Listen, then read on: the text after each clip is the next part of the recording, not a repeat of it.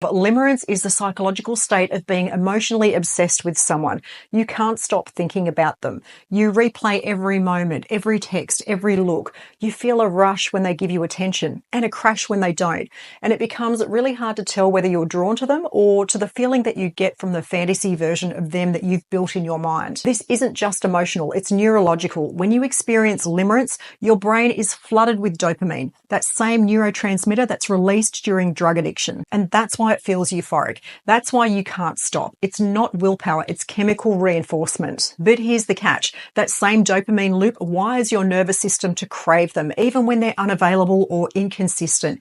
Your brain starts to associate their unpredictability with excitement. And this is where the psychological trap begins. Because limerence thrives on uncertainty. If the person was stable, open, and consistently loving, you wouldn't feel this obsessive high. Your nervous system wouldn't be in survival mode, constantly scanning for signs that you're wanted, that maybe they feel the same hit that you get. That's not romantic. That's a trauma loop. In fact, many people who experience limerence are unknowingly replaying early attachment wounds. Psychologists have studied how inconsistent emotional availability in childhood can create a blueprint where chaos feels like connection. So when someone gives you just enough to keep you hooked, but not enough to feel secure, you don't walk away, you lean in harder. You try to win, to be chosen, to prove that you're worthy. But limerence isn't love. It's longing. It's an emotional echo chamber where your needs, your hopes, and your fantasies bounce back at you until you lose track of what's real and what's projection. So how do you get out of this? Step one is awareness. You have to name what you're in.